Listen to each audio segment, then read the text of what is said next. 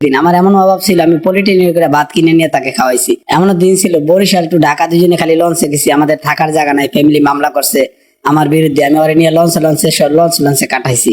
আমি ঢাকা থেকে বরিশাল গেছি, বরিশাল থেকে আবার ঢাকা আসছি। আমাদের থাকা খাওয়া কাপড় চোপড় ধোয়া সব লঞ্চের ভিতরে হয়েছে দুইজনের।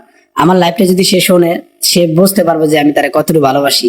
তারে আমার বুকে আগলায় রাখছি, তাকে আমি ফালাই দিই নাই। আমি রাস্তায় রয়েছি, তারে আমার বুকের ভিতরে রেখে রাস্তায় রয়েছি।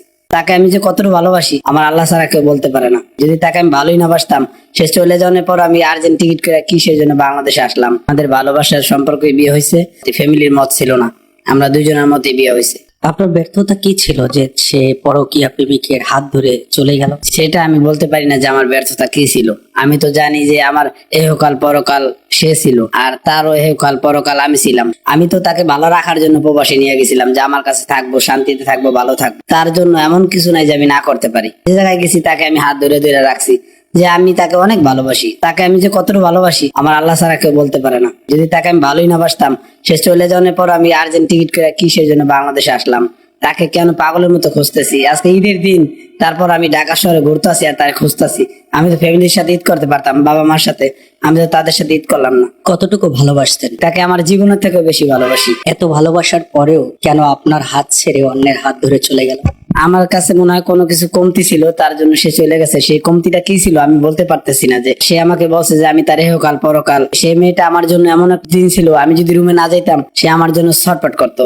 আমার জন্য নিজের মাথার চুল পর্যন্ত কেটে ফেলাইছে, যে আমি একদিন রুমে যাইনি দেখা একদম নের হয়ে গেছে। সেই ভিডিও আমার কাছে আছে।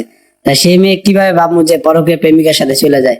আমি যদি বাংলাদেশে না আসতাম, এয়ারপোর্টের ফুটেজ না দেখতাম, তাহলে কোনোভাবেই আমি বুঝতে পারতাম না যে সে আমাকে ছাইরা অন্য একজনের সাথে চলে গেছে। সে তো তার মতন করে চলে গেল। আগামী দিনে আপনি কি পরিকল্পনা করছেন? তার স্মৃতি নিয়ে সারা জীবন বাঁচবো। সে যদি কোনোদিন আমাকে ডাকে, আমি সারা জীবন তার জন্য অপেক্ষা করবো। আমি তার ডাকে সারাই দেবো। আমি তাকে ছাড়া বাঁচতে পারবো না। সে আমার জীবন, সে আমার সবকিছু। সে তো একবারের জন্য বুঝলো না যে আপনি তাকে ছাড়া বাঁচতে পারবেন না। ঠিকই তো, সে নতুন করে বাঁচার জন্য অন্যের হাত ধরে চলে গেল। তার দিক দিয়ে সে চলে গেছে, আমার দিক দিয়ে তো আমি পারতেছি না তাকে ভুলে থাকতে। আমি তো তাকে ভুলে কোনোদিন থাকতে পারবো না। তাকে ভুলে থাকা সম্ভব না কেন? তাকে যে আমার জীবনের থেকে বেশি ভালোবাসি, তারে যে আমার হৃদয়ের মায়া জড়াই নিছি, তাকে ভুলে যাবো? তার মায়া স্মৃতি ভালোবাসা কি আর ভোলা যাবে? সে আমার এক সেকেন্ডের জন্য হারাইতে চায় না, আর আমিও চাই না যে তাকে এক সেকেন্ডের জন্য হারাইতে। আমার কাল হয়ে দাঁড়াইছে যে আমার প্রবার জীবন। সুখে থাকলে যা হয়, যে কালটা হইলো তাকে সুখে রাখছি, নিয়ে শান্তিতে রাখছি, কাছে রাখছি, সুন্দর বানাই ফেলাইছি প্রবাসী নিয়ে। এটাই আমার জীবনের কাল হয়ে দাঁড়াইছে। বিদেশি বৈশাখী পরকীয়াটা করছে, পরে আমি এয়ারপোর্টে বুঝতে পারলাম। বাকি জীবনটা কিভাবে তাকে ছাড়া কাটাবো? আমার জীবনটা পাগলের মতো কাটাইতে হবে। বাকি জীবনটা তাকে ছাড়া তো আর জীবন কাটানো যাবে না। পাগল যেভাবে থাকে সেভাবেই কাটাইতে হবে। তাকে নিয়ে স্বপ্ন ছিল যে আমি সুন্দর একটা বাড়ি করব, সুন্দরভাবে থাকবো, আমাদের আল্লাহ তাআলা সন্তান দিলে আমরা তাকে নিয়ে মানুষ করব। আমাদের দুজনে অনেক স্বপ্ন ছিল যে ফ্যামিলি সবাইকে নিয়ে ভালো থাকতে চেষ্টা করছিলাম। এই স্বপ্নটা কেন পূরণ হলো না? পূরণ হলো না, আমার কপালে নাই, আমার কপাল পোড়া, তার জন্য পূরণ হলো না। আমার ভাগ্য খারাপ। এই মুহূর্তে যদি আপনাকে জিজ্ঞেস করা হয় যে আপনার জীবনের চেয়ে কোন মানুষটাকে বেশি ভালোবাসেন, আপনি কার নাম বলতেন? নাজমিন আক্তার মারিয়া। আমি তার আমার জীবনের থেকে বেশি ভালোবাসি। আমার জীবন মূল্যহীন না, তার জীবন আমার কাছে অনেক মূল্যহীন। আমাকে আমি ভুলে যেতে পারবো, তাকে আমি ভুলতে পারবো না। সে তো আপনাকে ভুলে গেছে। সে তো ভুলে যেতে পারছে, আমি তো তাকে বলতে পারি না। ভালোবাসে না, সে আমার সাথে অভিনয় করছে, আমি তো তার সাথে অভিনয় করিনি। আমি তো তাকে ভালোই বাসছি। এটা তার প্রতারণা ছিল, ভালোবাসা ছিল না। যদি ভালোবাসাই থাকতো তাহলে তো আর ওই ছেলের সাথে চলে যেতে পারতো না।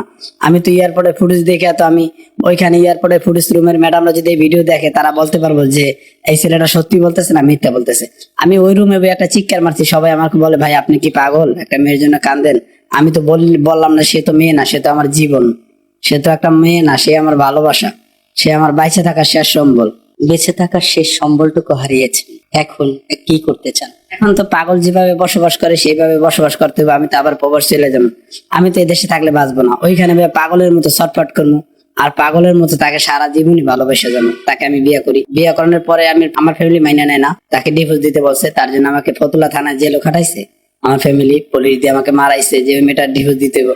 আমি বলছি আমি নিজে জেল খাটতে রাজি, আমি ওরে ছাড়তে রাজি না। আমি যার ভালোই বেসে ভালাইছি তাকে কিভাবে ছাড়বো? জেল খাটছিলাম 4 দিন না 5 দিন জানি। এখন তো আমার সুখে, আমি ভিজা জায়গায় রয়েছি, সে শুকনা জায়গায় রয়েছে রাস্তার ভিতরে। এমনও ছিল, এমনও এক জায়গায় রুম নিচ্ছে, আমাদের বিছনা ছিল না, আমার ওসব টাকা ছিল না। একটা চাদর বিছে আর একটা জালি ফ্যান রাইখা বালিশ ছিল না, দুজনে আমার হাতের উপরে সে মাথা দিয়ে শুয়ে থাকতো। দুঃখের দিনে আমার পাশে ছিল, এখন সুখের দিনে সে পরকীয়া প্রেমিকার সাথে চলে গেল। আমি বুঝতে পারলাম না যে সে আমার কি অভাব ছিল, সে চলে গেছে। আমার জীবনে অন্য কেউ নিয়ে আর কাটানো কোনো সম্ভব না, আর আমি তাকে ছাড়া অন্য কাউকে নিয়ে জীবনে কিছু মনে করতে পারি না, যে আমি অন্য একজনকে নিয়ে জীবন সাথী আর গড়তে চাই না।